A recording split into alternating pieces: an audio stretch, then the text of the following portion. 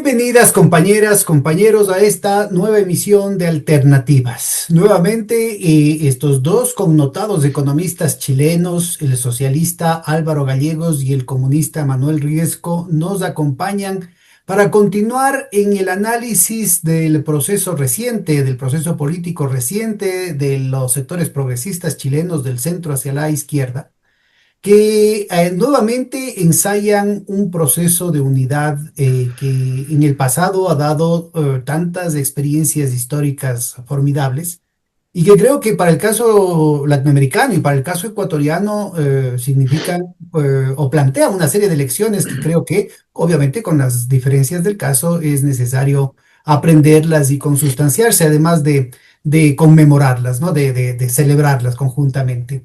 Y luego de que en la semana anterior no pudo asistir Álvaro por el fallecimiento de su madre, nuestra solidaridad más grande, Álvaro, ahora lo Muchas tenemos de gracias. nuevo acá y quisiéramos empezar con él. Cuéntanos, habíamos quedado en el recuento histórico que habíamos ensayado la vez anterior, nos habíamos quedado justamente en la derrota de la Unidad Popular y la dictadura de Pinochet. Retomemos desde ahí. ¿Cómo se dieron los procesos? ¿Cuáles fueron las broncas? Porque siempre en toda derrota hay las recriminaciones, los resentimientos y el espacio para la división, para la fragmentación. ¿Cómo lograron los distintos partidos? Porque es importante ubicar que el colectivo de la Unidad Popular siempre se mantuvo como distintas instancias partidarias con su identidad propia, con sus tradiciones propias y también con sus broncas propias. Así es que cuéntanos, empecemos desde ahí, cómo lograron manejar el tema durante la dictadura y cómo se reflejó eso ya con el retorno, en el proceso de retorno constitucional. Bueno, efectivamente, eh, como tú dices, el golpe militar, acompañado por el apoyo de la derecha civil y del gran empresariado, bueno, fue un masazo eh, para los militantes socialistas organizados, de partida por la persecución donde se te lleva la vida, eh, y muchos dirigentes socialistas, bueno, eran perseguidos, aparecían en listas públicas donde se les llamaba, se les conminaba en realidad a presentarse ante las nuevas autoridades de la dictadura, y bueno, y si te llegabas a presentar, el riesgo era de vida. Algunas veces tenían la suerte y te devolvían para la casa, la mayor parte de las veces te llevaban a sitios de tortura o simplemente a los pocos días simplemente o te ejecutaban sumariamente o te convertían en lo que acá en Chile se llamó en un detenido desaparecido, porque nadie da cuenta de tu persona. Y tú acudías a los tribunales con recursos de amparo y los tribunales sistemáticamente los negaban.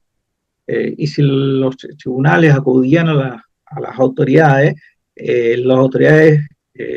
respondían siempre, no, no tenemos detenido a ese señor o a esa señora. Entonces era una situación realmente dramática. Bueno, entonces quedaron destrozadas las dirigencias eh, y pasados algunos años, unos 2 o 3 años, hubo que reorganizarse. Bueno, primero hubo la reorganización en el exilio, pero evidentemente que esa dirigencia en el exilio estaba desconectada de la situación interna y por lo tanto fue necesario organizar dirigencia, digamos, en el territorio, doméstica. Y esas eran perseguidas implacablemente, eh, bueno, no solo la del Partido Socialista, también el Partido Comunista, los sistemas, perdón, los organismos de seguridad tenían organizada gente específicamente para la eliminación de los distintos partidos políticos de izquierda. Por supuesto, los del Partido Comunista, que eran perseguidos y asesinados, también los del Partido Socialista y también los del Movimiento de Izquierda Revolucionaria. Entonces, bueno, fue una época obviamente muy oscura y de riesgo de vida.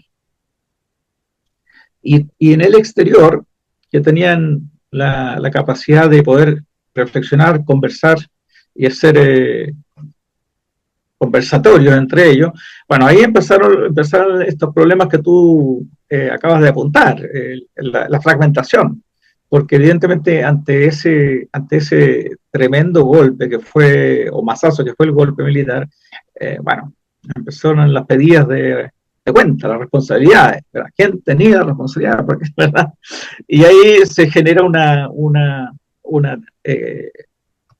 una suerte de diáspora, bueno, no exactamente una diáspora, pero una división en muchas corrientes del Partido Socialista.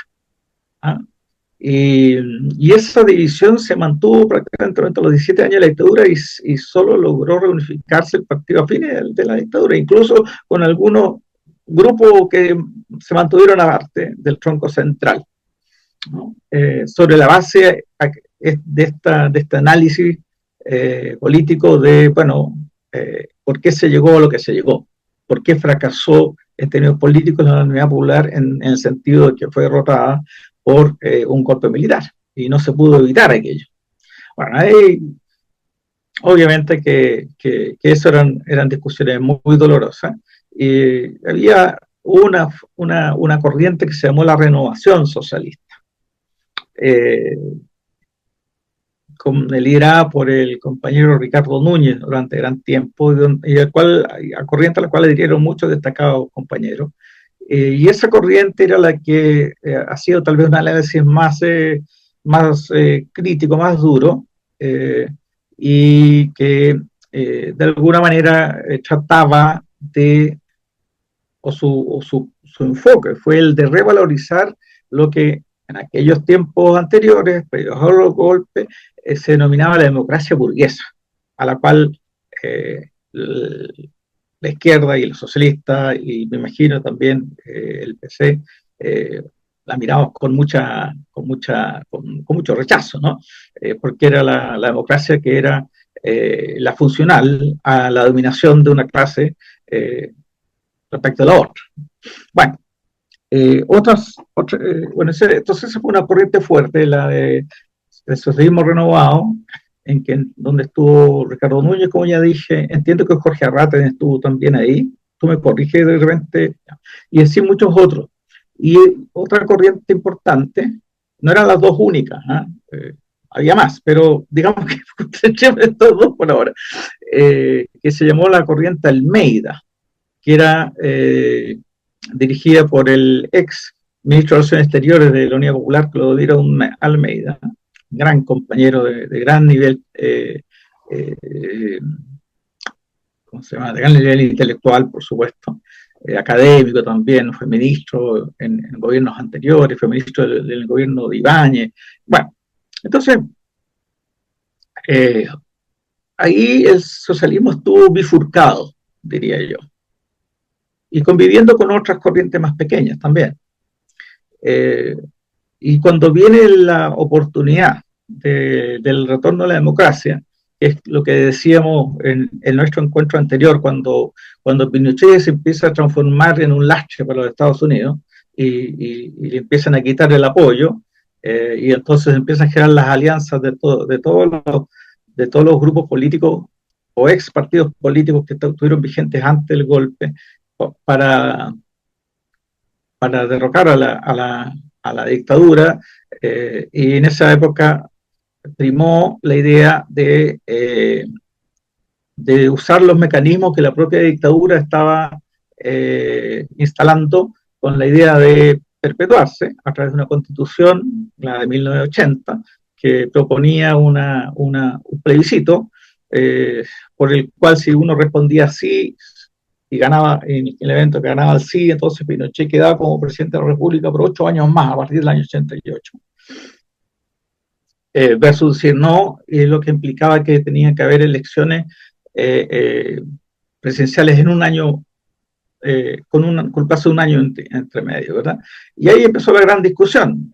Si uno se iba por lo que ofrecía la dictadura, que era lo que impulsaba obviamente el gobierno norteamericano y la derecha chilena, la derecha que quería desprenderse de Pinochet, había otra derecha que por ningún motivo quería desprenderse de él. Y ahí se fue, por así decirlo, eso fue el imán que empezó a concentrar a las distintas corrientes socialistas en principalmente dos. Una que adhería a esa estrategia y otra que pensaba que no, que esto era una trampa del pinochetismo y por lo tanto que había que rechazar. Eh, la gran mayoría socialista optó por decir, ok, vamos a ganarle la dictadura en su propia salsa. Y ahí se genera entonces la famosa Alianza Democrática, creo que era el nombre, Manuel, ¿sí? Estás silenciado, estás silenciado. Tienes que desmutearte. Sí, Eso. tuvo varios nombres, uno de ellos fue Alianza Democrática. Claro, claro, que Sí, era una alianza bastante amplia porque incluía, como te decía, grupos de derecha. ¿Ah? Eh, y obviamente la democracia cristiana, ¿verdad? claro. Entonces, bueno, después de muchos dime y diretes, finalmente se optó por seguir ese camino. El Partido Comunista fue el más reacio y dentro del PS la corriente Almeida también era muy reacia y de hecho no estuvo muy invitada, por así decirlo, y se subió prácticamente a última hora a cuando vio que ya no, que por ahí iban digamos, las cosas, digamos, que no había como, eh, que esa era la forma que tenía más probabilidad de éxito para liberarnos del dictador. Pasemos Eh, entonces a Manuela, que nos cuente qué y ahí pasó el Partido Socialista, con el Partido Comunista, ¿no? Y la formación, creo que se llamaba, ustedes formaron otra coalición que era el Movimiento Popular Democrático, ¿no? Movimiento Democrático Popular, creo que era con la izquierda cristiana, ¿verdad? Pero a ver, cuéntanos, ¿cómo, una vez que se da el golpe, cómo logran ustedes mantener intacta la estructura del Partido Comunista? ¿Cómo se dio los cambios internos y el cambio de estrategia? Porque recordemos que el Partido Comunista, en algún momento, una fracción del Partido Comunista al menos tomó las armas, ¿no? Con el Frente Patriótico Manuel Rodríguez. Bueno, eh, yo quisiera partir, fíjate, por lo último, si me permites, y de ahí retroceder. Porque se ha conformado, ¿no es cierto?, a partir ahora, en este momento, eh, una alianza que incluye a prácticamente todos los partidos democráticos chilenos tradicionales del progresismo, digamos, desde el Partido Radical, yo diría casi hasta, digamos, hasta el Partido Comunista y todos los partidos de izquierda. Es decir, ahorita estás diciendo, Manuel, si me permites, no hay ninguna fuerza del centro hacia la izquierda que esté fuera de la coalición que lideraría Janet Jara. Partido político, ninguno. Digamos, están prácticamente todos ahí. Ahora, Inclusive Marco Enríquez Ominami también está apoyando. bueno, es que él no tiene propiamente partido, va claro. como, es una candidatura independiente. Ahora, el, eh, es, es interesante, fíjate, porque eh, fue muy impresionante la rapidez con que este conjunto, al cambiar la situación política el 29 de junio recién pasado, eh, el cambio en la situación política lo hemos analizado en los dos programas anteriores, digamos, no podemos aburrir a eh, tu audiencia con eso, ¿no es cierto? Pero básicamente es que en un momento en el cual todo el progresismo estaba a la defensiva y no aparecía ninguna fuerza política con la capacidad de resolver la crisis política. Y, y de pronto irrumpe, ¿no es cierto?, la votación en la primaria y unge a la candidata del Partido Comunista, digamos, que iba a esta primera y primaria del progresismo, con una votación extraordinaria y completamente inesperada por todos. Nadie esperaba eso. Entonces, ese hecho político fue asumido inmediatamente por el conjunto de todos los partidos, incluyendo a la Democracia Cristiana, que dio otra sorpresa similar hace 2 semanas. Esto transcurrió hace un mes, ¿no es cierto?, lo que estamos hablando. Y hace 2 semanas, o más bien dicho, una semana fue el sábado antepasado, hace una semana, se produjo otro hecho político, y es que el Partido Demócrata Cristiano, La Junta Nacional, estimado Manuel. la Junta Nacional del partido, que es la más alta autoridad, ¿no es cierto?, Así es. del Partido Demócrata Cristiano, resolvió por abrumadora mayoría apoyar también la candidatura de Janet Jara Román. Ahora, eso era completamente inesperado, porque hasta la víspera el consenso era que esa junta, ¿no es cierto?, de la Democracia Cristiana, bajo fuerte presión, hay que decirlo, de sus, digamos, aliados europeos, sobre todo, digamos, lo mejor que se podía esperar de ella era que decidiera no llevar candidatura presidencial, sino solo integrarse a una lista parlamentaria conjunta.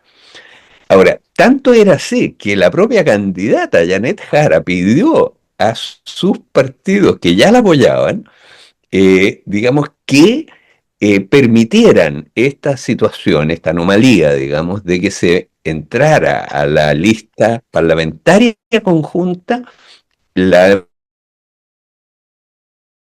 Janet Jara. Bueno. Se cortó un ratito, Manuel, retorna 30 segunditos, se cortaron. Y ya, bueno, lo importante es que fue completamente inesperado esto, completamente inesperado. Un 60% de la Junta, digamos, optó por apoyar, más de un 60% por apoyar a Janet Jara Román. Ahora, ¿tú qué crees que catalizó esta decisión de la dirección demócrata cristiana? ¿Encuestas populares, el análisis político de los principales intelectuales de la democracia cristiana, la situación del país, los desafíos que tiene que afrontar Chile? ¿Cómo ves la cosa? Yo lo veo como el resultado de esta nueva irrupción popular que se expresó votando en una primaria en lugar de salir a protestar en las calles. Pero realmente fue un movimiento de abajo hacia arriba, que afectó a todos los partidos, desde el Partido Comunista, digamos, hasta la Democracia Cristiana. Y se conformó esta alianza, digamos, con un giro político muy rápido. Ahora, a los comunistas nos hizo recordar este giro lo que ocurrió en octubre del año 1986, porque ahí la dictadura hizo ley esta disposición constitucional de su propia constitución, digamos, que venía de 1980, hizo ley en el sentido de que dictó una ley el 1 de octubre de 1986, ¿no es cierto?, para abrir los registros electorales para el plebiscito que mencionaba recién Álvaro, de continuidad o no de Pinochet en el gobierno. Y esa ley se publicó digamos, 1 de octubre de 1986, y como decía Álvaro, se produjo, digamos, en toda la oposición a la dictadura, una división, digamos, o dos caminos, por decirlo así, bastante fuerte, digamos. Y básicamente significó, ¿no es cierto?, que algunos partidos pequeños, por ejemplo, el Partido Humanista, entró de inmediato, digamos, a los registros electorales, que era un partido chiquitito, pero, sin embargo, a raíz de haber comprendido que esto implicaba un giro en la situación política, porque habría un cauce democrático para, digamos, terminar con la dictadura. Bueno, ellos adquirieron después de hecho participaron en el primer gobierno post dictadura, digamos. Entonces, pero me refiero a que todos los partidos empezaron a girar, con la significativa excepción de el Partido Comunista principalmente, pero también, por ejemplo, el Partido Socialista de Almeida, que se llamaba, porque el secretario general era Clodomiro Almeida, que conformaba junto con el Partido Comunista principalmente y otros partidos también, el Movimiento Democrático Popular. Bueno, el Partido Socialista de Almeida demoró como 6 meses en entrar o sea, en dar este giro y a inscribirse. Y el Partido Comunista demoró más de un año en dar este giro. Ahora, eso, fíjate, a mí, digamos, fue una cosa que ahora yo no puedo dejar de recordar, porque el costo que pagó el Partido Comunista por el retraso en ese giro, por no haber percibido, digamos, que se abría un cauce que había cambiado la situación política y se abría un cauce, digamos, distinto, por donde podía avanzarse, ¿no es cierto? Le costó carísimo al Partido Comunista y le costó muy caro también a la transición a la democracia en Chile, porque la hizo mucho más conservadora, por el siguiente motivo, porque debido a eso no fue posible conformar una lista única parlamentaria en las elecciones de 1989. Todos los partidos se pusieron de acuerdo en apoyar al candidato Patricio Aylwin, digamos, de la democracia cristiana, pero, incluyendo a los comunistas, pero y también los socialistas de Almeida. Pero sin embargo, digamos, los socialistas de Almeida y los comunistas llevaban una lista separada, ¿no es cierto? Y se negociaron los cupos y toda la cosa, digamos, de esa manera separada. Ahora, si hubiera habido una lista única, todos los analistas electorales coinciden, ¿no es cierto?, que esa lista habría dejado fuera del Parlamento, prácticamente, digamos, a la derecha, por el sistema binominal que ellos mismos habían instaurado.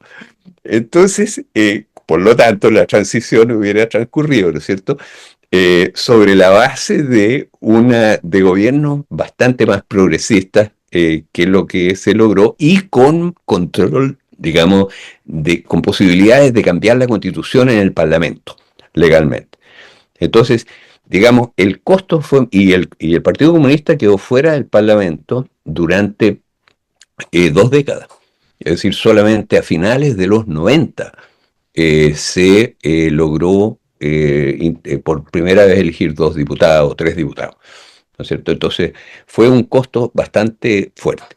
Ahora, el Partido Comunista, hasta 1986, era de lejos el partido, digamos, eje de la resistencia a la dictadura, en el sentido de que efectivamente logró mantener una estructura, digamos, que si bien sufrió golpes terribles, yo les voy a contar, digamos, algunos de eso, durante la dictadura, sin embargo, logró mantener una, digamos, estructura nacional que siguió operando de manera como partido unitario, ¿no es cierto?, durante hasta hoy, o sea, durante toda la dictadura.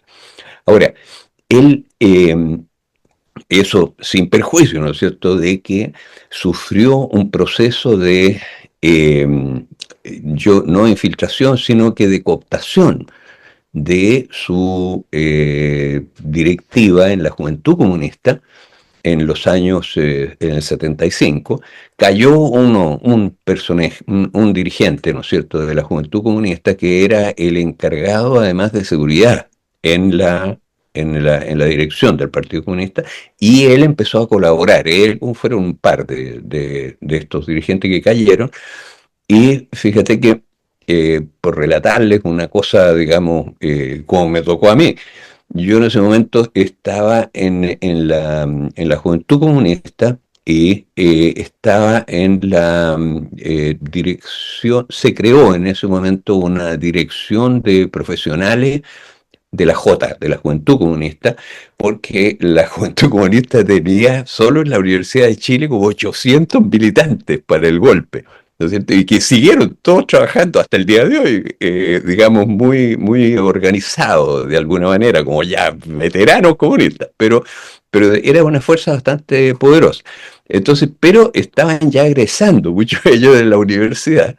Entonces, a la dirección de la juventud propuso formar, digamos, un comité local de profesionales. Y a mí me correspondió trabajar en esa estructura. Bueno, y esa estructura se definió en una reunión clandestina de un día sábado, todavía lo recuerdo, que la presidía un gran dirigente de la Juventud Comunista que era Carlos Contreras Maluje, hoy detenido desaparecido.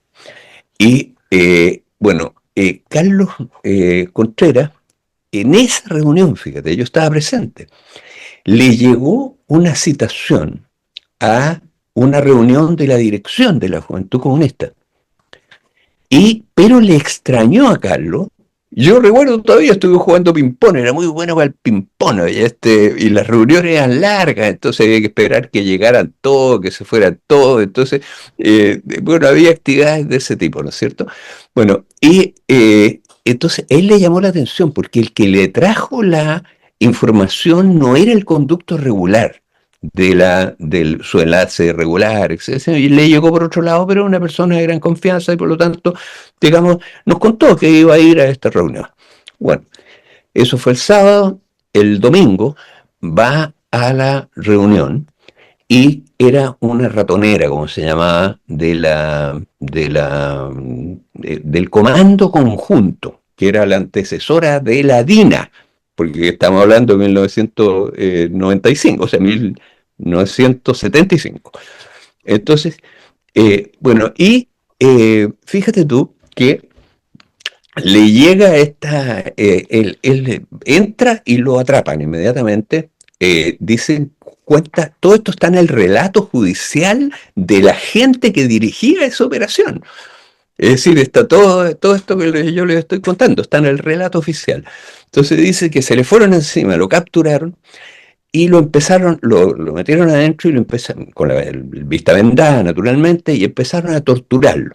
El palo de Aragua que llamaban, que era una cosa muy dolorosa, en la cual te colgaban de los pies, digamos, y te golpeaban. Era realmente una tortura muy espantosa. Bueno, y Carlos Contreras no contestó, no dijo nada en la reunión, nada, en la tortura. Entonces, el que dirigía esto, que era un alto dirigente de la policía secreta, digamos, Ceballos, ¿te acuerdas? Bueno, le dijo al tipo que lo estaba torturando, le dijo, no le pegues más a este hueón, no va a decir nada. Sácale, bájalo y sácale la venda. Entonces lo bajan de la tortura, le sacan la venda y en ese momento Carlos Contreras mira a una mesa que estaba en la misma sala donde lo estaban torturando, donde estaban todos los miembros de la dirección de la Juventud Comunista de ese momento. Y estaban presentes los dos traidores, digamos, principales, y uno de ellos, el principal, al ver la cara de desconcierto de Carlos Contreras, lanzó una carcajada. Fíjate tú la impresión y hasta el nivel de que esto se produjo. Dice, bueno, y Carlos Contreras, ¿qué es lo que hizo? Un gesto heroico, digamos. Él, digamos, les dijo, o sea, le dijeron todos, inclusive el secretario en ese momento de la Juventud Comunista, le dijo, no, Carlos, aquí todos tenemos que colaborar porque no hay vuelta que darle, qué sé yo, nosotros estamos colaborando todos, en fin, papá. Bueno, entonces Carlos dice, ya, muy bien, dice, entonces dice, yo tengo una cita el lunes, al día siguiente, en la calle Nathaniel, ¿te acuerdas, Álvaro?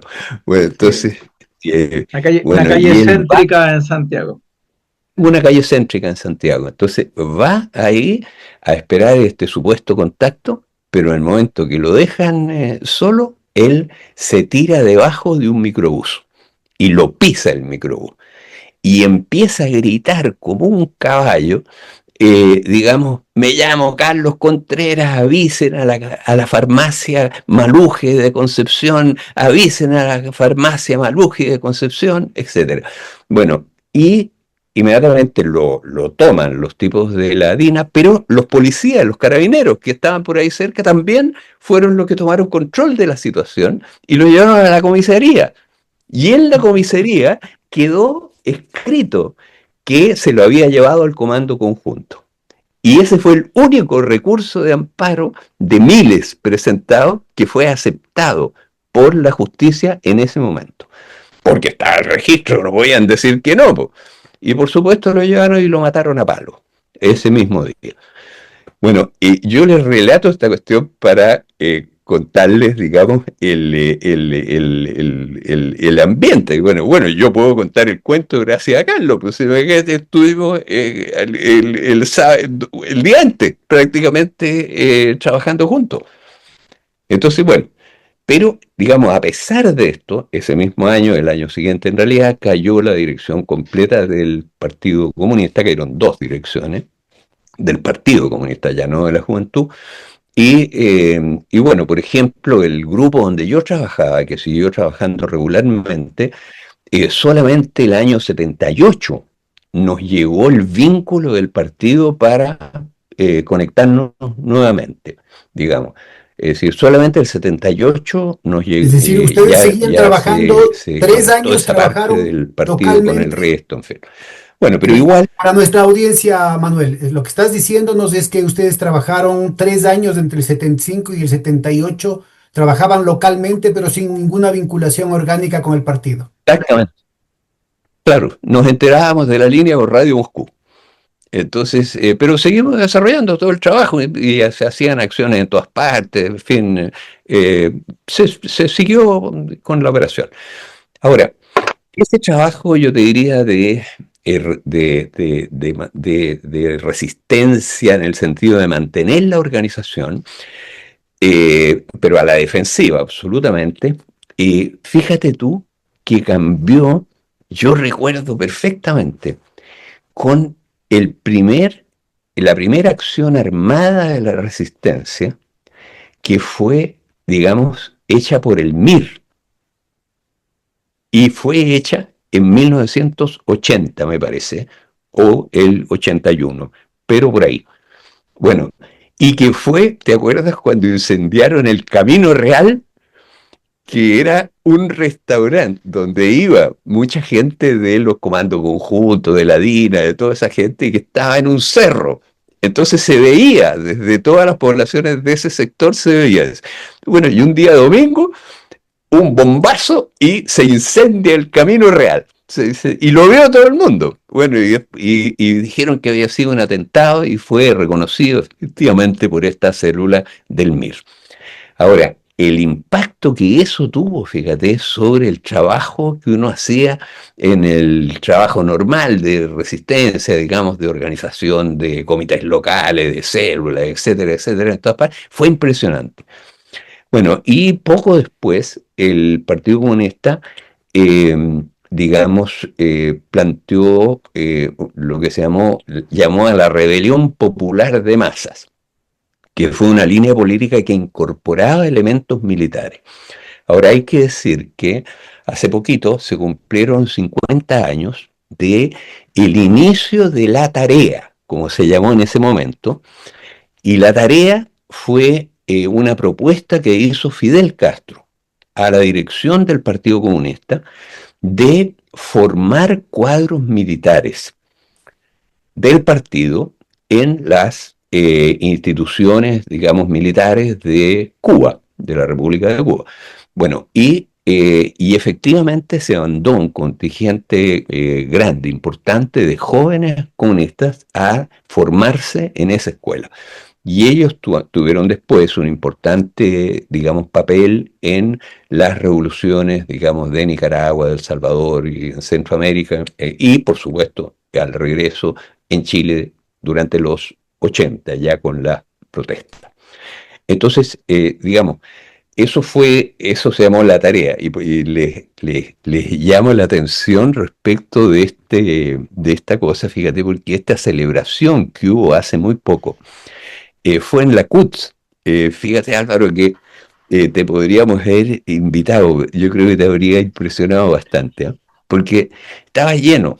Deben haber Sí. habido unos 60 de la edad de nosotros, más o menos, más jóvenes en realidad, pero por ahí. Bueno, y fíjate, oye, que, lleno el salón. Ahora, tú los mirabas y no hubieras reconocido a nadie. Deben haber habido unos 100 o algo así. Había socialistas también, que estuvieron en las mismas escuelas, en la misma tarea, digamos. Habló, de hecho, en esa reunión un dirigente del Partido Socialista actual. Bueno, un discurso magnífico. Bueno, pero lo que más llamaba la atención, fíjate, oye, era pura gente del pueblo. Nadie que saliera en los diarios. Pura gente del pueblo. Y sin embargo, oye, la dignidad de ese auditorio era una cuestión impresionante, porque ellos saben lo que hicieron, po. Imagínate, pelearon en Nicaragua, pelearon en El Salvador y pelearon, digamos, en Chile. Y por supuesto que ellos mantienen una estructura, digamos, que es más, en la cual participan los socialistas, por supuesto, también, y que es una estructura de relaciones absolutamente sólida. Ahora, yo quiero terminar esta historia, digamos, en el sentido de decir que la alianza que hoy día está tras la candidatura de Janet Jara fue calificada hace un par de semanas por el Mercurio, el diario principal de la derecha, ¿no es cierto?, aquí en Chile, como una fuerza política formidable. Editorialmente, en un día domingo, que es el principal, digamos, momento de expresión del diario. Una fuerza política, un adversario formidable, eso es lo que dijeron. Y yo creo que es verdad. Y es formidable, fíjate, sobre todo porque hemos enfatizado esto en estas conversaciones y que yo creo que es bastante importante, porque esa coalición se templó. Mira, se formó el mismo día 11 de septiembre en la noche. No estoy exagerando. En la base se formó ahí. Y se generó oye, un tejido en el trabajo, en la vida, en las relaciones personales, en las amistades, en las diversiones, como no se pueden imaginar, de sólido, de sólido. Y nos apoyamos todos unos con otros y además formamos un tejido que resultó en definitiva impenetrable a la dictadura, con las cosas que yo les mencionaba, que ha pasado en todos los movimientos, ¿no es cierto? Pero sin destruir el tejido general. Entonces es una coalición, digamos que a la vez, después de ahora, ¿no es cierto?, se le ha agregado toda la generación nueva surgida, ¿no es cierto?, del movimiento estudiantil del 2011, ahora, que es una generación de jóvenes brillantes, dirigentes, digamos, que también de la cual pertenece el presidente de la República actual, Gabriel Boric, digamos, pero muchos otros y otras, y que, bueno, a la cual pertenece en alguna medida Janet Jara, digamos, a pesar de que no es de esa generación exactamente, y que es una generación muy brillante y que se ha sumado, digamos, a esta coalición que, como te digo, tiene esas raíces tan sólidas. Ahora, fíjate que lo interesante es que en el caso chileno, por las características del sistema político que a su vez se originan, digamos, en la estructura secular del país, digamos, de la sociedad, digamos, siempre la conducción de las grandes irrupciones populares que han sido, como hemos dicho, cada 10 años, digamos, en Chile en promedio, siempre la han tenido no caudillo, tampoco un partido único, sino que una coalición de partidos que por lo general o sea que todos ellos han participado en distintas instancias del sistema democrático a lo largo de un siglo. Digamos, el Partido Socialista desde el 30 tiene un siglo, el Partido Comunista fue formado en 1912, en fin. El Partido Radical desde mediados del siglo XIX, en fin. Pero, y el Partido Demócrata Cristiano de segunda mitad de los años 50, y estos jóvenes, digamos, ahora. Pero todos han participado de alguna manera en el sistema político a lo largo de todo este periodo, pero que cambian su orientación de manera tal de que, por ejemplo, ahora estos partidos gobernaron, ¿no es cierto?, coaliciones que fueron fundamentalmente, aplicaron políticas socialdemócratas durante los gobiernos de la Concertación, ¿no es cierto?, pero en un periodo de baja del ciclo político, de calma chicha, digamos así, en el sentido, durante los 90, los 2000, en fin, pero que, digamos, tradicionalmente son partidos que en los momentos de irrupción se unen en torno a las consignas de las reformas necesarias que hay que hacer en ese momento. Por ejemplo, hasta 1986, todos estos partidos pedían la renuncia de Pinochet, derechamente. Ahora, cuando se abrió el cauce de voltearlo, por decirlo así, votando, el conjunto se plegó para allá. Claro, algunos se devoraron más, digamos, y pagaron un precio alto, entre ellos el Partido Comunista, el principal. Pero de todas maneras, lo que yo quiero decir es que, bueno, es curioso esto que las vanguardias revolucionarias, en el caso chileno, dadas las características que yo he comentado, digamos, resultan ser alianzas de partidos que en periodos normales han participado en gobiernos, digámoslo así, de corte socialdemócrata Bueno, o socialista. yo creo que ha quedado básicamente retratado, digamos, a grandes trazos el tema orgánico, ¿no? De cómo este proceso de conducción colectiva ha aflorado en distintos momentos y ha podido resistir embates tan duros, ¿no? Cosas tan duras. No solamente en términos de mantener una línea, sino de no degradarse, ¿no? Porque es el otro tema. Es decir, en el marco de una dictadura hay una degradación del proceso de convivencia cívica que a veces arrastra también a las fuerzas de izquierda y digamos, las enloda, ¿no? Para ponerlo de alguna manera. Álvaro, yo quisiera preguntarte, ese mismo proceso, ¿cómo lo afrontó la izquierda, esta izquierda plural, en el plano de la batalla cultural e ideológica, en la que sin duda el neoliberalismo con Pinochet ha tenido una de las victorias más importantes? Y no solamente el tema militar, sino el hecho de que ha logrado, lo que decía Margaret Thatcher, ¿no? El alma de la gente, ha logrado conquistar buena parte del alma de los chilenos. Bueno, sí, tocas un punto muy sensible porque efectivamente la dictadura erosionó y destruyó las conexiones y las cohesiones sociales en todos los ámbitos.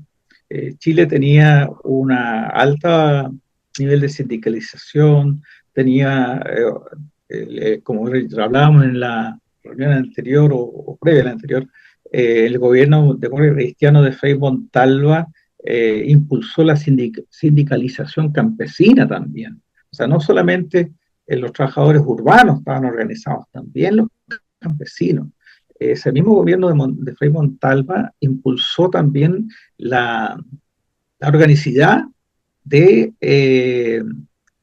urbana con las juntas de vecinos y se fue generando ahí una forma de relacionamiento que generaba dependencia de unos y otros, y eso generaba solidaridad, acompañamiento, apoyo, que era una forma un poco distinta a la tradicional de la izquierda, que cuando ocurren situaciones difíciles, bueno, se llaman las ollas comunes, ¿verdad? Entonces también hay solidaridad, y la democracia cristiana de entonces aportó el asunto de la Junta de Vecinos, que sigue relativamente vivo, pero todo eso lo quiso destruir la dictadura de Pinochet, todo eso.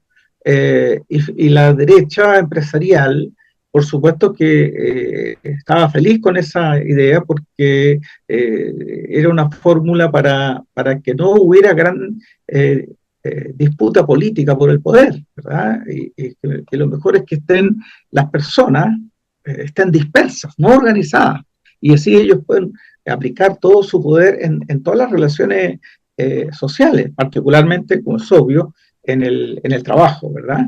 Entonces, eh, lamentablemente, esa batalla cultural, eh, yo tengo que decir que la ganó la derecha.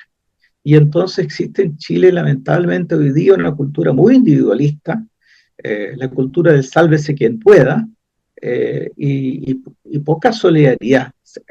Por cierto, todavía existen, ¿cómo se llama? Herencias solidarias y la gente reacciona. Acaba de haber un terrible accidente en la mina del Teniente, en Rancagua, y por supuesto que los familiares, amigos de los trabajadores que murieron, fallecieron 6 personas en un derrumbe de una muralla dentro de la mina subterránea. Una cosa, imagínate lo que es morir aplastados por rocas de toneladas de peso, ¿verdad? Bueno, entonces ya existen mecanismos solidarios entre los trabajadores de la minera, que es la minera estatal Codelco, que están por delante, y llevan por delante a las medidas que toma la propia autoridad, que todavía está tratando de explicar por qué, bueno, por qué ocurrió esto, ¿no? Bueno, pero sí, hubo una arremetida cultural del individualismo exacerbado, ¿no? Y que también contaminó a nuestras dirigencias políticas. Y eso hay que aceptarlo, reconocerlo, porque si no lo reconoce no tiene cómo revertirlo. Entonces muchos dirigentes nuestros de la concertación y luego de las otras alianzas políticas que hemos tenido, encontraban que lo natural eran las soluciones individuales. Y entonces hoy día en Chile, por ejemplo, cuando hay una necesidad social, entonces se habla de que tiene que haber una ayuda focalizada, una palabra bárbara, porque no existe en español, tal vez hoy día la habrá reconocido la RAE, no sé, pero que viene es un anglicismo.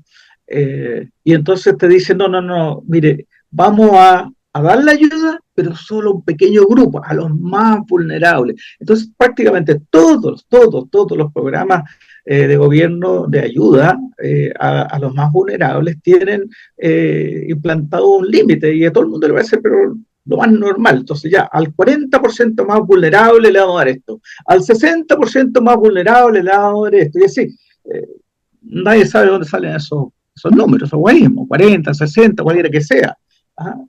Pero la idea es que esté limitada, focalizada, digamos, la política de subsidios y de apoyo a los más necesitados, eso sobre la base de que el Estado tiene que ser un Estado mínimo, y por lo tanto no puedes cargarle al Estado demasiadas tareas, porque si tú le cargas tareas solidarias, evidentemente que la única forma de sostener aquello es aumentando la carga tributaria. Y ahí dice la derecha empresarial, no, pero por ningún motivo. Y de hecho ahora, en la disputa política de hoy, la derecha está planteando rebajas de impuestos. Lo cual... y lloran, porque no, es que no podemos competir con esta carga tributaria. En circunstancias que Chile, como tú debes saber, tiene una de las cargas tributarias más bajas de la OECD, junto con Turquía y México, ¿ya? Del orden del 20% la carga tributaria en Chile, del PIB, significa el 14%. Bueno, te doy como dato que en promedio. Ecuador la carga ¿Sí? tributaria es del 13%. Ah, no me digas, están peor Claro. entonces. Que Claro. es cubierta de alguna manera con el tema de los ingresos petroleros, ¿no? Pero que ahora ya lo quieren Ah, privatizar, entonces va a quedar en nada. si algo leí que querían privatizar esos flujos. Sí, sí, sí, sí. Bueno, eh, esa es la ambición y la codicia de la derecha, ¿ah? Que siempre lucha por sostener y ampliar los privilegios de las clases dominantes. Lo vemos en Estados Unidos con los recortes tributarios de Trump, ¿verdad? Que todos decían que eso iba a significar mayor actividad y mayor inversión, y lo único que de Ahora, la ¿qué primera... crees? Disculpa, Álvaro, Sí, en sí, esta descripción que estás haciendo de la sí, victoria, digamos, cultural de la derecha, del individualismo, de la atomización, sí. ¿cuáles crees que fueron los instrumentos psicológicos, ideológicos más poderosos, más eficaces en esa Ah, batalla? yo, bueno, esta es una especulación mía, no tengo un estudio, un paper sobre el tema, pero yo diría que jugó un papel crucial el desmantelamiento de las organizaciones públicas del Estado que estaban orientadas a entregar apoyos a la población. Entonces, hoy día la gente desconfía del Estado porque es un Estado poco eficaz en entregar las soluciones que se requieren. Y entonces, como ven que el Estado no responde ante sus demandas, eh, se dan vuelta y dicen, bueno, tengo que arreglármelas como puedo. Y nace esta cultura, ya dije, el sálvese quien pueda, el ráscate con tus propias uñas. Y hace poco, un destacado arquitecto chileno eh, denunció que en unos barrios de Viña del Mar, que sufrieron unos incendios tremendos, todavía el Estado no logra llegar para reponer las viviendas. Y él denunció hace poco, creo que fue la semana pasada, que lo que estaba ocurriendo es que llegaban las organizaciones del narcotráfico, y, que están llenas de dinero siempre, y les han construido las casas a los pobladores, pues. Y Terrible. entonces ahí donde el Estado no llega, llega la delincuencia, sobre todo esta delincuencia tan terrible y compleja que es la delincuencia organizada, que es la del narcotráfico. Y eso es lo que ha logrado la derecha, es destruir la capacidad de respuesta del Estado. Y esto no es solo en esos ámbitos de tragedias, de incendios, de terremotos, lo que fuere, sino también a nivel de la mercantilización de las prestaciones sociales. De ahí viene lo que ya hemos discutido en otras ocasiones, todo este sistema de AFP, que hace que la pensión tuya no dependa casi para nada del Estado, sino depende de tu capacidad de ahorrar y de tener un empleo estable en el tiempo, lo que obviamente de alguna manera te esclaviza, ¿no? Y disminuye tu capacidad para exigir tus derechos ante un empleador que, bueno, si te echa, no es solo que va a perder el salario, resulta que también no va a tener una buena pensión en el futuro. Lo mismo en el caso de la salud, con las famosas ISAPRES. Son estas instituciones de salud privada que de alguna manera instauraron o instalaron un sistema que se le llama Fee for Service, que lo único que hace es estimular la contratación de prestaciones de salud. Entonces, normalmente un Estado trata que las personas vayan primero por la atención primaria y ahí se va evaluando la situación, y ya si la situación del personaje es más compleja, bueno, entonces vamos a ver un especialista y así se va escalando. Pero en el caso del sistema de las ISAPRES chilenos es todo lo contrario, es una estimulación permanente para que las personas requieran prestaciones médicas o de salud, y las requieran no preventivas, sino curativas. Y de esa manera, entonces, lo que ocurre es que el fee for service se transforma en un motor inflacionario del gasto de bolsillo en salud, porque hay una tendencia natural a que te vayan derivando de un especialista a otro. Y mientras más especialistas, mejor, porque es más plata para el sistema, o más exámenes. Eh, y, bueno, entonces, cuando tu salud ya no depende de la sociedad como tal, sino de dónde estás tú afiliado, a qué compañía de seguro de salud estás afiliado. Si tu pensión tampoco depende de la sociedad como un todo, sino de unos señores, a ver, no sé cómo usar una palabra que no sea muy chilena, unos pitucos. ¿Cómo sería? Se entiende, se entiende. Se entiende, perfecto. Que viven Pelucones tal vez acá está más de moda, pero también se ¿cuánto? decía pitucos acá. Ya, Pelucones. pelucones, claro, pelucones. Acá también se ha llegado a hablar de zorrones. Pero bueno, que esta gente que vive en una burbuja financiera y que dominan los flujos financieros porque son los dueños de los bancos, de la AFP, etcétera, de todo ese mundillo, eso es lo que controlan tu pensión, ¿te fijas? No, no es el Estado. Entonces,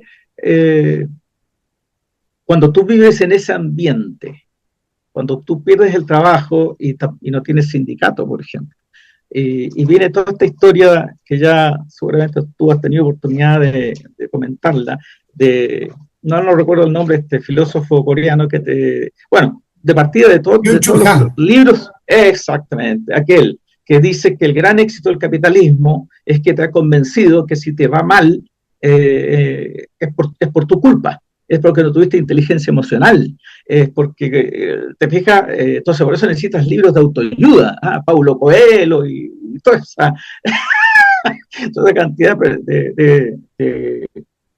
de magia, ¿no? Que si tú actúas de acuerdo con los estándares y con lo que se espera de ti, obviamente lo que espera el que te está explotando, entonces te va a ir bien en la vida, ¿verdad? Entonces eso destruye el tejido social, destruye la cohesión social y pasa, por lo menos lo que nos vemos acá en Chile, es que tenemos periodos de tranquilidad y paz y de pronto, como se van acumulando todas estas injusticias, todas estas necesidades insatisfechas, de repente ¡fua!, se producen los estallidos, como fue el del 10 de octubre del 2019. Y ahí la derecha responde con represión. Entonces, para la derecha es re fácil esta cosa. Ahora, mira, esto no es un tema que surgió por chiripazo o fue un tema espontáneo, sino que fue parte de toda un trabajo sistemático en el que la CIA, el MI6 y probablemente otras agencias de investigación empezaron a trabajar desde los años 60 con el Plan Camelot. No sé si se acuerdan, no sé si Manuel se acuerda de Sí, eso y a propósito, estaba mencionado un Lagos, que no sé si fue el mismo presidente de la República, que estuvo involucrado en una de las instancias de penetración de la Universidad chilena, muchísimo antes de que entre la Unidad Popular, y que planteaba justamente todo un estudio, todo un operativo de guerra psicológica, que después quedaría completado con lo que es Cambridge Analytica, ¿no? Y todo el tema del manejo de datos y de esas cuestiones. No sé si Manuel o completas tú, Álvaro, no sé si Manuel quiera tomar la palabra en esto y nos cuenta un poquito del tema de Camelot, que yo para nuestra audiencia les pongo al tanto que Manuel Agustín Aguirre, un dirigente socialista de ese entonces que llegó a ser rector de la Universidad Central, tiene precisamente escrito en los años 60, estamos hablando hace 60 años, ya escribía sobre esto cuando planteaba la necesidad de una segunda reforma universitaria y haciendo referencia a todo el sistema compartimentalizado que impedía que los estudiantes puedan conocerse mucho más cotidianamente con sus colegas en el aula y que planteaba el tema de la carrera por crédito. Entonces él ya denunciaba que todo esto de aquí fue diseñado en el Plan Camelot como parte de esta situación y que además, más tarde, inclusive Pinochet, yo le oí una entrevista que le hacía un periodista ecuatoriano ya después de haber perdido el plebiscito, y Pinochet mencionaba a Gramsci, ¿no? Y que son gramscianos estos desgraciados. Así decía, ¿no? Decía, sí. el diablo era Gramsci, ahora lo ponen, ¿no es cierto?, como el verdadero gurú del marxismo cultural, que es el gran enemigo de la derecha. No sé si nos cuentas, Manuel, cómo se vivió desde las organizaciones, primero en la resistencia y luego en la transición hacia la democracia, esta avalancha cultural, esta cuestión de que los militantes van perdiendo oxígeno, ya no son como peces en el agua, sino que cada vez se encuentran más ajenos a su medio, ¿no? Porque empiezan también con un ostracismo interno frente al cambio de actitud, de cultura de los barrios, de las universidades, de los sitios de trabajo y en general en los medios. Perdón, antes que hable Sí, Manuel, una sola cosa quisiera agregar, y es que todo este ataque a la cohesión social ha derivado en que Chile sea hoy día uno de los países que, de acuerdo a ciertas mediciones, donde la confianza interpersonal es la más baja.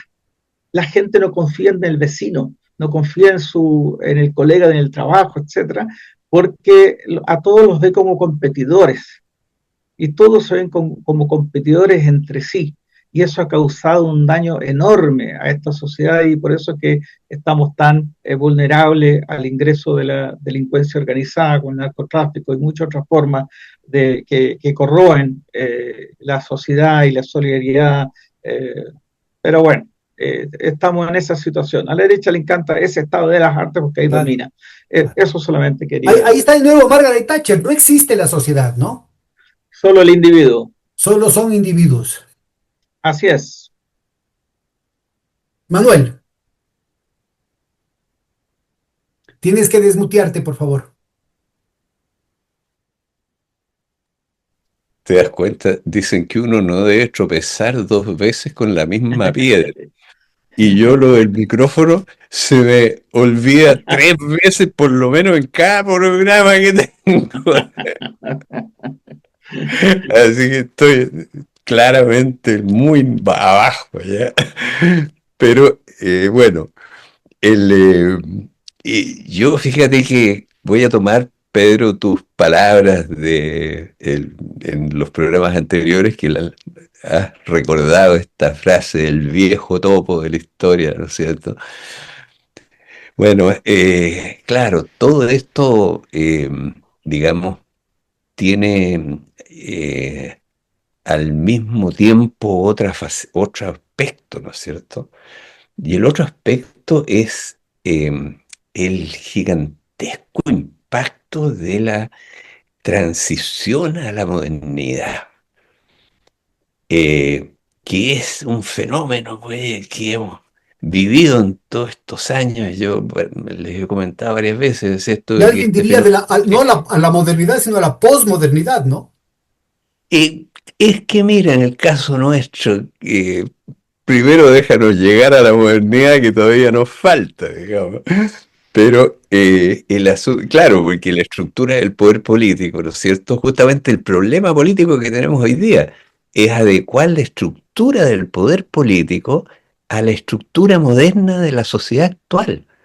Porque resulta que el poder político está en manos de 10 empresas mineras y 4 grupos financieros en el caso de Chile, ¿te fijas? Entonces, y que son rentistas. Y el resto de los grandes grupos tienen monopolios en casi todos los demás mercados y viven de la renta también. O sea, digamos, tenemos una élite rentista, imagínate. Es decir, ya más precapitalista y premoderna imposible, pues. Entonces, y sin embargo tenemos una sociedad, digamos, ya moderna, ya consolidada, urbana, moderna, etcétera. Yo les comentaba aquí, la estructura, cierto, social, en el caso chileno, es un pueblo trabajador asalariado. Todo el pueblo trabajador, no jubilado y algunos jubilados también, entran y salen constantemente de, digamos, trabajos formales, asalariados, ¿no es cierto? Y obtienen lejos la mayor parte de sus ingresos de esos, de lo que ganan en esos trabajos asalariados. Y trabajan por su cuenta en el intertanto, ¿no es cierto? Pero todos entran y salen constantemente de esos trabajos asalariados. Es decir, un pueblo trabajador asalariado.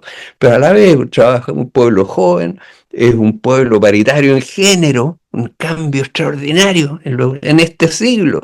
La participación de las mujeres ha aumentado, mira, era un 18% hace, digamos, a inicio del siglo y hoy día va en el 40, 47%, una cosa así de las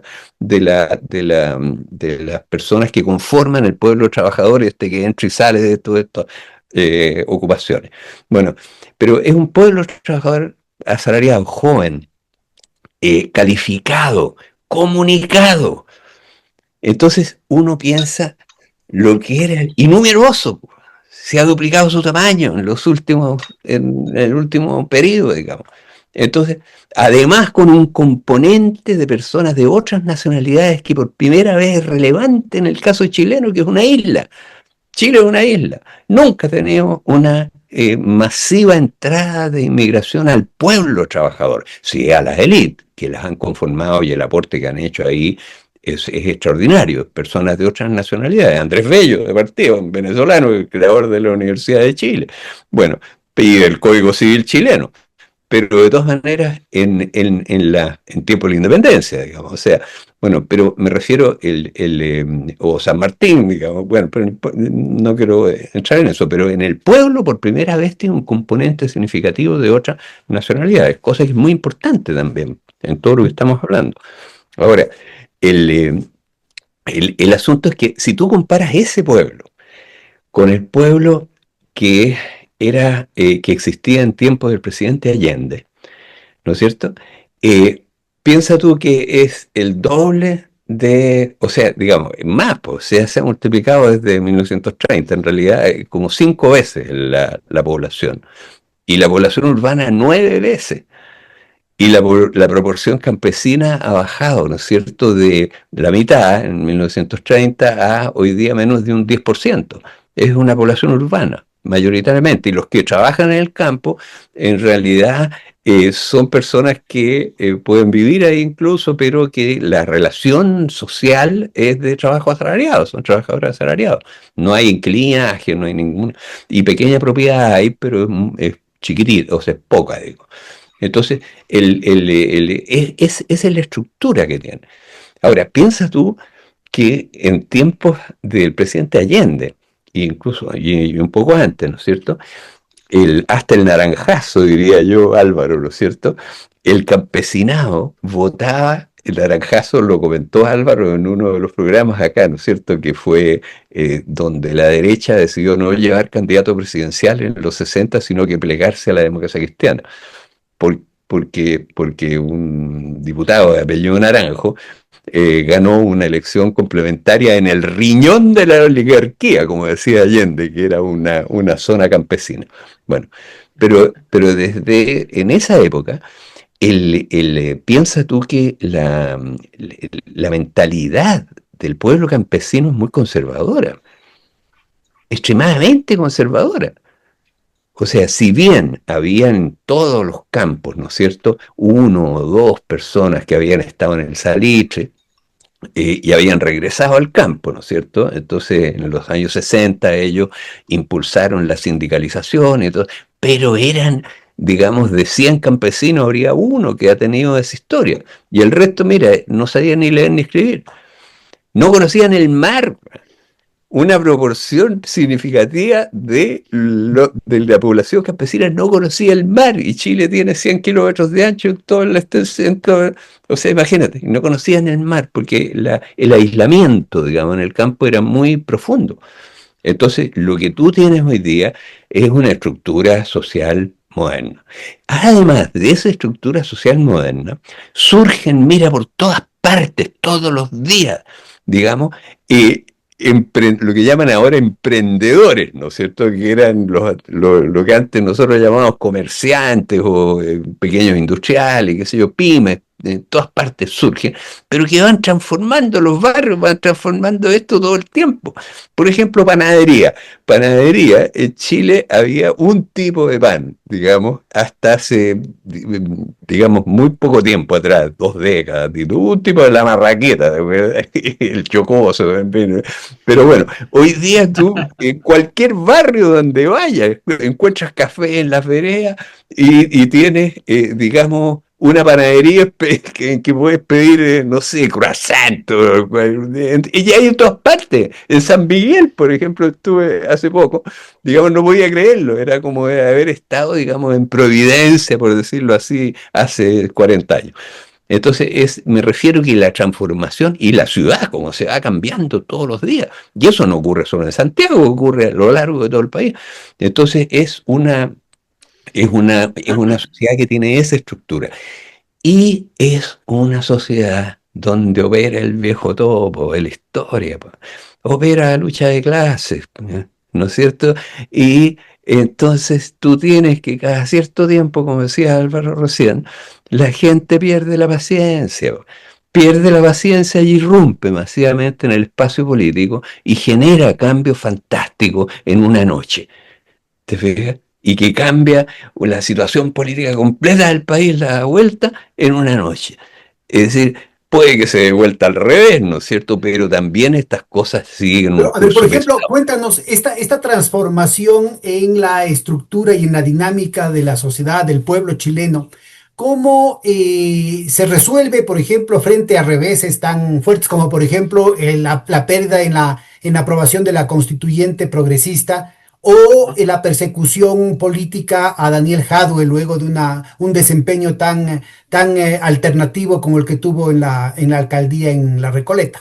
Cuéntanos cómo es lo que la población, no los orgánicos, sino la población en su conjunto pudo superar estos escollos y vuelve a insistir en una opción. Es que así opera esta cosa, pues. Si había, mira, hay frases muy notables de Lenin, por ejemplo, sobre los momentos de irrupción, digamos, del pueblo en política. Él dice cosas muy bonitas, como por ejemplo esta cosa de que en tiempos de calma chicha, ¿no es cierto?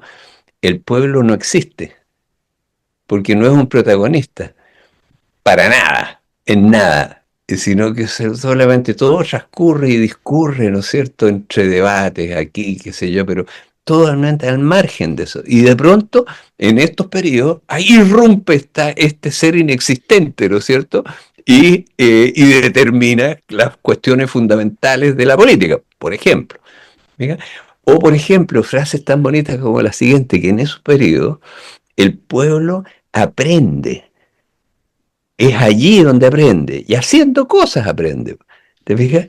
Que pone hace competir, fíjate, Lenin, a todos sus ideólogos y prueba todas sus recetas. ¿Te fijas?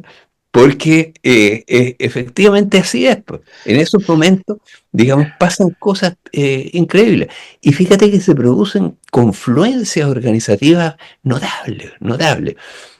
Por ejemplo, en el 18 de octubre, en que no había una conducción política, por primera vez una irrupción sin que haya un partido socialista, un partido comunista que estén a la cabeza, qué sé yo. No, acá no. Era una cuestión donde, digamos, el pueblo entró solo a la pelea.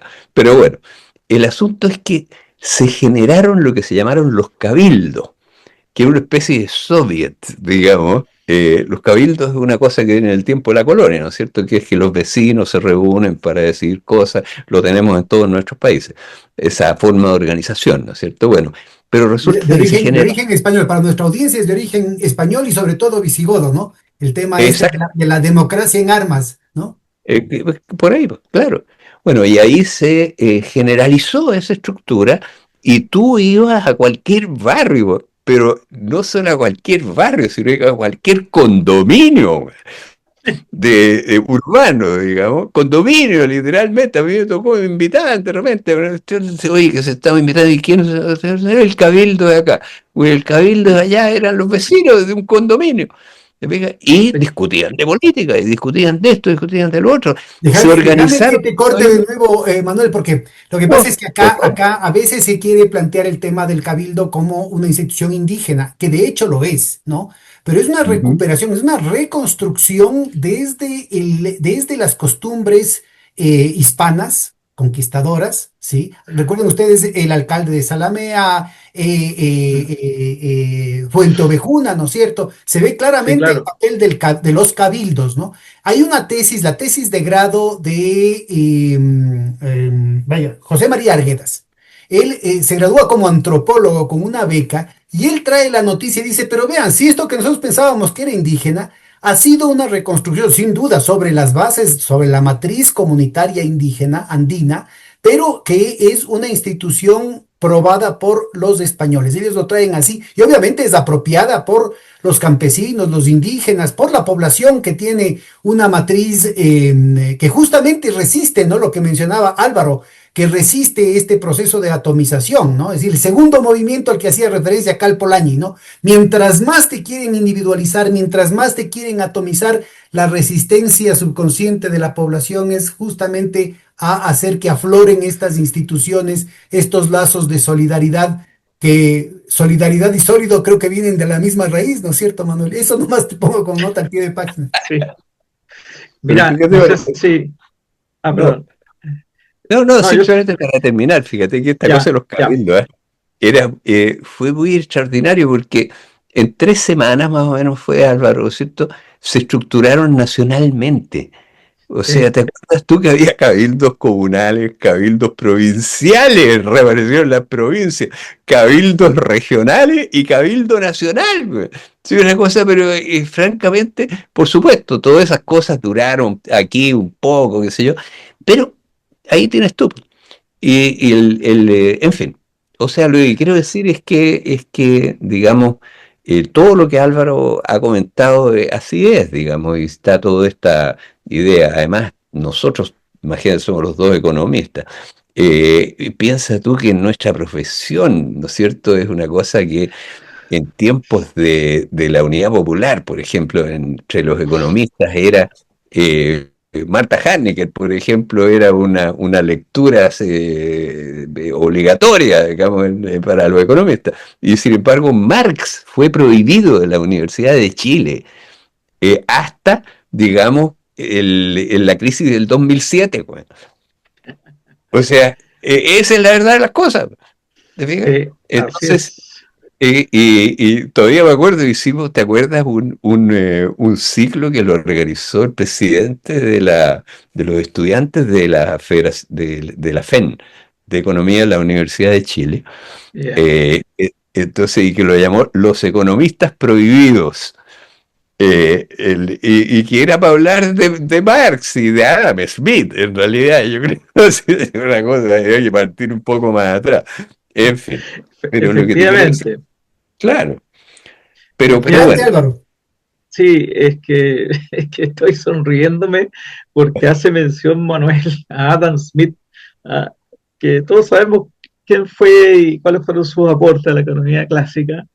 Y yo te quería comentar, o sea, me puse a reír de eso, porque en cualquier debate económico acá en Chile, donde están los economistas que nosotros llamamos irónicamente transversales, que sirven tú les para pusiste, yo creo, tú no les sé si pusiste les puse transversales, yo, yo creo que porque están disponibles para cualquier cosa, digamos. ¿Ah? Bueno, en esos debates acá en Chile, yo creo que en uno de cada 100 con suerte se menciona a Adam Smith, porque no les conviene mencionar a Adam Smith. Porque Adam Smith, claro, fue uno de los Además, fundadores de la lo mencionan a economía. un Adam Smith totalmente tergiversado, ¿no? Un Adam Smith Exacto, neoliberal. exacto. Si Adam las Smith clases podría estar modernas las vivo, yo definió creo que Smith, saldría a pues. trompones, ¿no? Saldría a darles trompones a los Tal neoliberales. cual. Entonces, solo mencionan la riqueza de las naciones y ni se les ocurre hablar de las consideraciones morales. No por ningún motivo. Entonces, bueno, y a la consulta que tú hacías de cómo el pueblo chileno, en este caso, se rehacía, ¿no es cierto?, a pesar de estos fracasos en los plebiscitos. Bueno, es que aquí hay una demanda que sigue vigente, que es por la reforma a la Constitución. Y entonces, esto que viene de bastante tiempo atrás, y nuestra presidenta Bachelet no lograba, eh, no lograba instalar esa demanda como un hecho político del cual había que hacerse cargo. ¿Ah? ¿Por qué? Porque su entorno de dirigencia política estaba claramente contaminado con este problema cultural de que cada quien mejor que se lo arregle solo. Y entonces cualquier modificación que tú sugiriese o deslizara para modificar algo, no, inmediatamente no. Entonces la presidenta Bachelet organizó cabildos para que la gente discutiera, dado que en la dirigencia política no había espacio. Bueno, y de ahí viene esta necesidad que se discutió en la primera convención del famoso Estado de Derechos, que en el caso de Chile no tenemos lamentablemente un Estado de Derecho, porque como te digo, como te decía delante, para la salud, para las pensiones, la seguridad social, para todas esas cosas, la verdad es que el derecho tuyo como persona que quieres acceder a un derecho, bueno, tú estás muy limitado. Y todos te piden primero, bueno, pero usted aportó o no aportó a su cuenta de AFP. Y si tú no aportaste, entonces eres un paria. Tanto así, y perdóname, tú, por favor, Manuel, no repite esto en ninguna otra parte, porque hoy día es un tema sensible. En la reforma previsional que se hizo, se otorgan unos subsidios, ¿ya? Para los que tienen pensiones muy bajitas, subsidios estatales, derechamente. ¿Ah? Pero la derecha logró que aquellos trabajadores afiliados al sistema de pensiones, ¿verdad? De AFP, que tuvieran, en el caso de los hombres, menos de 20 años de cotizaciones, esas personas no tienen derecho a ese subsidio. ¿Cómo?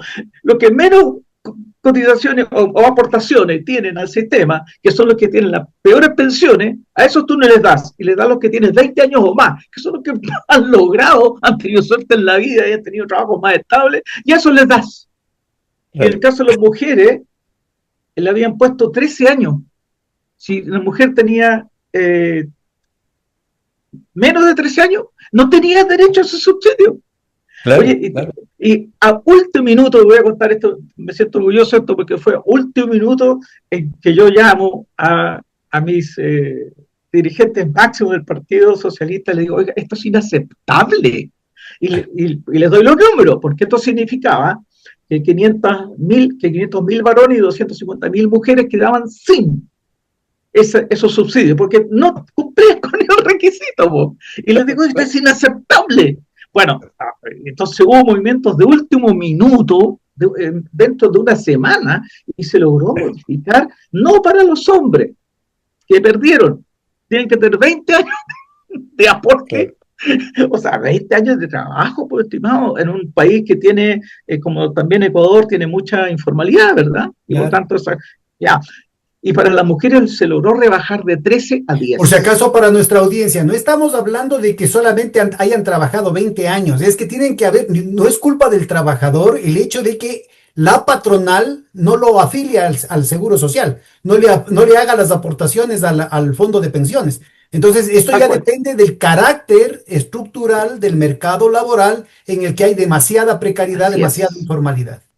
Así es. Y peor aún en el caso de las mujeres, porque las compañeras, ¿no es cierto?, además tienen el asunto de que cuando están en cinta, pues tienen que dedicarse a los guaguas, pues. Y entonces eso genera una situación de estabilidad laboral todavía más grave, que en muchos casos las empresas lo descuentan de antemano sin contratarlas.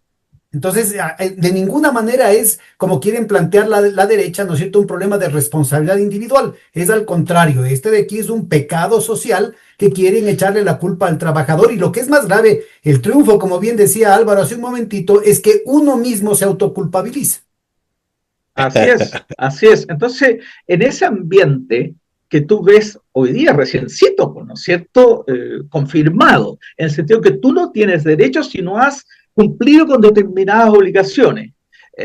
Ese concepto de que no hay derechos sin deberes ha permeado a un montón de grupos políticos, el Partido Socialista. Yo a veces en debate interno hay gente que sale con esa frase: oiga, pero es que si no ha cumplido con sus deberes, ¿cómo va a ejercer un derecho? Es sólido decirlo. Hay derechos que son inherentes a la persona humana. O sea, tú tienes derecho a la vida, tienes derecho a la libertad de expresión, tienes derecho a no ser torturado, a no ser detenido de manera arbitraria, por el solo hecho de que eres un ser humano, no necesitas cumplir ningún requisito adicional.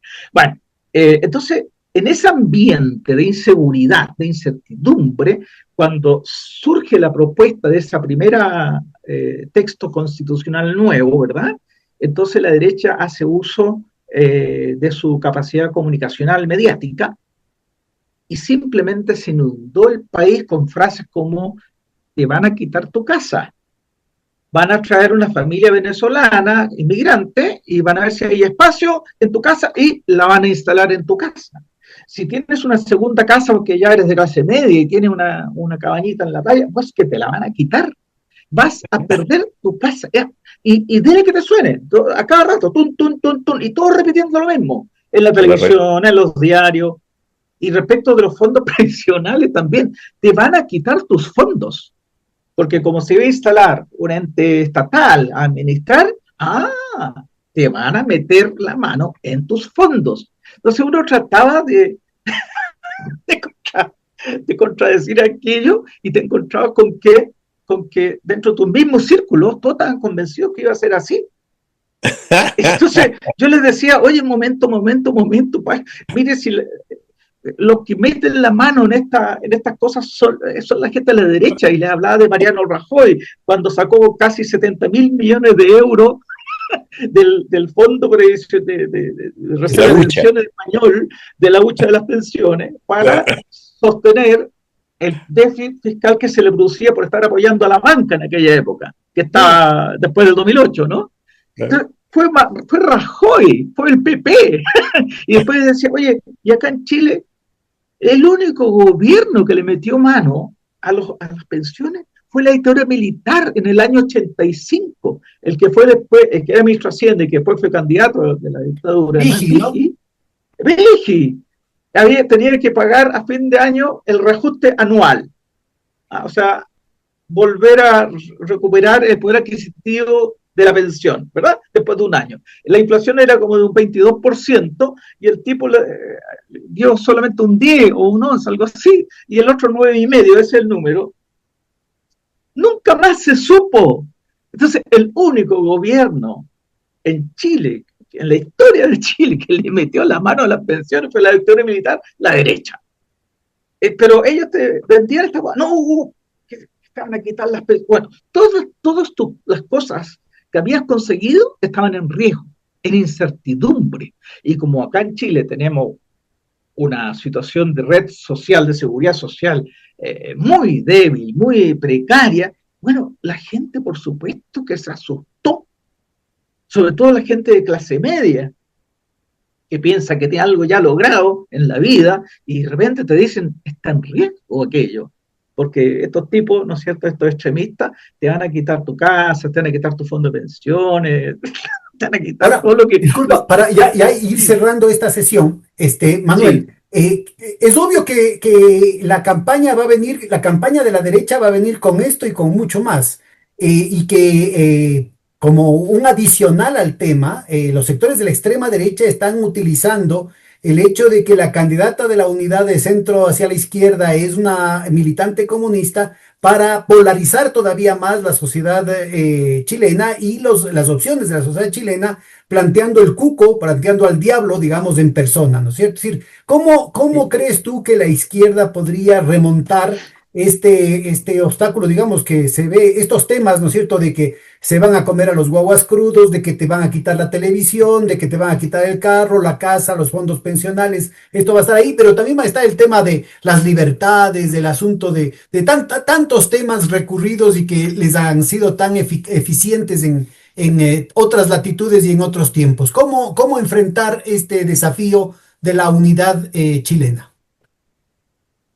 Bueno, mira, la situación actual es que esta formidable coalición que ha sido capaz, ¿no es cierto?, de, si bien tiene en su interior mucha gente de pensamiento socialdemócrata y que por ellos no hubiera revoluciones nunca, ¿no es cierto? Y que lo dicen incluso. Hay algunos que dicen por ahí que la reforma agraria se pudo hacer en tiempos de Allende por consenso con los latifundistas, digamos, lo han dicho. Y, en fin, digamos, a pesar de que esta coalición tiene en su seno mucha gente que considera que Álvaro y yo somos unos extremistas, digamos, gente que no sé, que no, pero bueno, pero a pesar de eso, ¿no es cierto? Esa misma coalición se unió para votar a favor del proyecto constitucional, que era un proyecto, ¿no es cierto?, muy avanzado, muy avanzado. Y varios de estos prohombres, digamos, sí, votaron a favor. O sea, me refiero que es una coalición que tiene la flexibilidad como para, digamos, en algún momento, si se convence de ello y si es empujado de abajo por el pueblo, digamos, puede perfectamente asumir las reformas necesarias y sobre todo terminar con los principales abusos. Primero, recuperar el, lo- el cobre, ¿no es cierto? Que lo que se llevan 10 empresas equivale a la mitad del presupuesto nacional. Y los costos de sacar ese cobre que se llevan, que no pagan un peso, digamos, por llevárselo, digamos, una miseria, los pagan con los subproductos. O sea, se lo llevan librecito y se lleva en la mitad, es equivalente a la mitad del presupuesto nacional. Bueno, y lo otro es el ahorro forzoso, que las cotizaciones previsionales, ¿no es cierto?, que supuestamente son para pagar pensiones, 5/6 de ellas se los llevan los mercados financieros para financiar los negocios de los empresarios. Y por supuesto no los devuelven nunca, porque se los llevan todos los meses. ¿Me entiendes? Y llevamos 43 años en esto, en que esas son las proporciones. Pero en fin, si tú acabas con esos abusos, aparte de normalizar el sistema tributario, por ejemplo, porque las cotizaciones en otras partes se consideran parte de la estructura tributaria, en Chile no. Entonces, si tú recuperas ese quinto que representan, ¿no es cierto? La estructura tributaria pasa, digamos, a tener un nivel más o menos promedio en la OCDE. En fin, después, si le devuelves al fisco los subsidios que pagó, ¿no es cierto? Y que lo financió endeudándose con el sistema de FP, si se los devuelves terminando con esta cosa, digamos, efectivamente tú puedes reducir en 2/3 la deuda fiscal total. O sea, digamos, el impacto que tienen estas medidas, digamos, sobre el manejo económico cotidiano son gigantescas. Entonces, digamos, es efectivamente una cuestión que se puede. Ahora, esas reformas no las ha asumido ni la candidata, digamos, Janet Jara, ni sus asesores, pero el problema es que la cosa no depende de ellos, sino que depende del movimiento que los está levantando. ¿Te fijas? Entonces, en el curso de ese movimiento, digamos, se tienen que ir generando formas de organización. Por ejemplo, se están generando en este momento comandos por Janet Jara, ¿no es cierto?, en todo el país. Entonces, como los que se generaron en su momento comandos de unidad popular, en los cuales participan los militantes de los partidos que hay en un barrio, por ejemplo, generalmente más o menos viejones y venimos a menos, como nosotros, digamos, pero resulta que hay otra gente que se incorpora a esas cosas por la candidata. Entonces, bueno, no por la cualidad especial de la candidata o por un discurso que haya dicho, no, porque digamos, es una corriente, está expresando ella una correntada que viene de abajo, ¿no es cierto? Entonces, bueno, Exacto. y ahí se van a discutir todas las cosas, y se van a discutir esto de las reformas, en fin. Nosotros, por ejemplo, Andrés, ahora estamos mandando una carta a la comisión que nombró la candidata para su programa. Entonces le estamos hablando de estas mismas cosas y nos van a recibir porque la que lo dirige es amiga nuestra, qué sé yo. En fin, entonces se van a ir abriendo pasos, se pueden ir abriendo pasos estas cosas.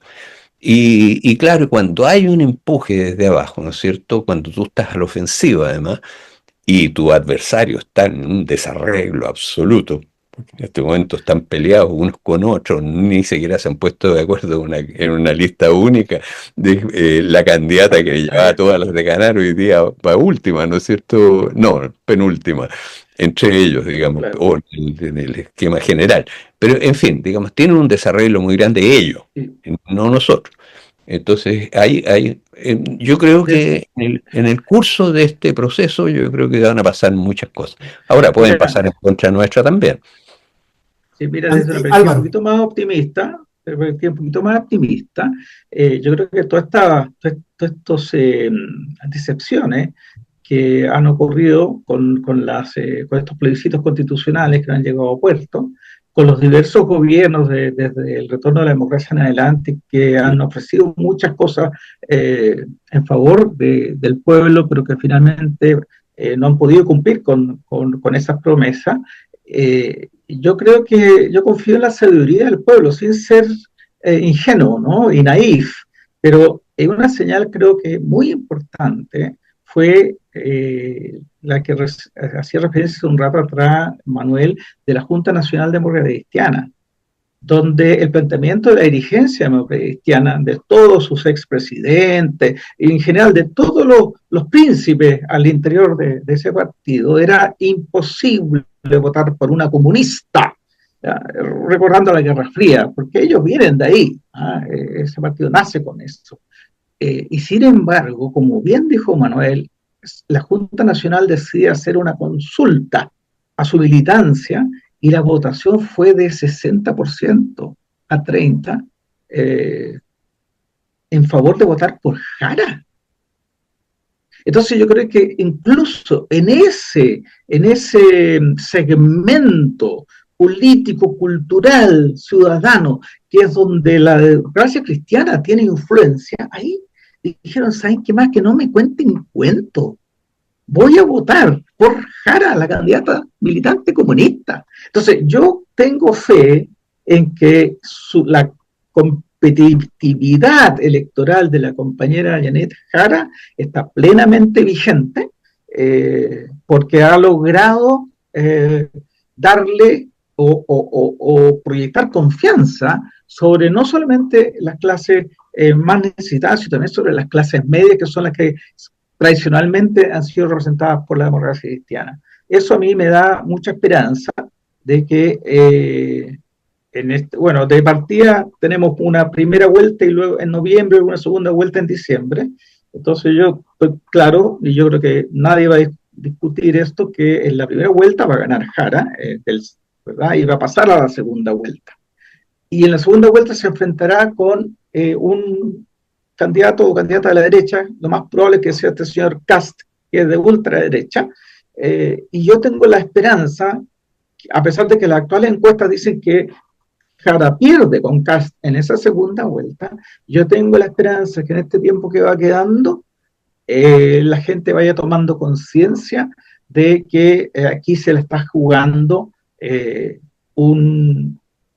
o avanzamos o retrocedemos, porque las propuestas que hacen los candidatos a la derecha son terriblemente retrógradas. Estas pensiones estatales que surgieron incluso en el gobierno de Piñera, o que él reforzó, estaban diciendo que se tienen que cortar o reducir. No, es una cosa, pero de una oscuridad tremenda. Entonces yo creo que la gente finalmente va a entender que aquí se está jugando su futuro.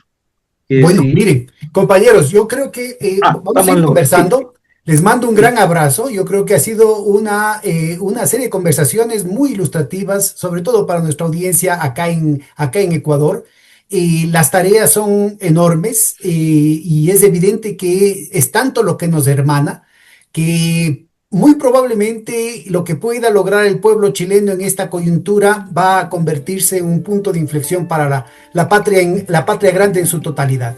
Yo les mando un gran abrazo con mis agradecimientos y vamos a seguir conversando. Cuídense mucho. Triunfos. Perfecto, muchas gracias, Pedro. Muchas gracias. Estén muy bien.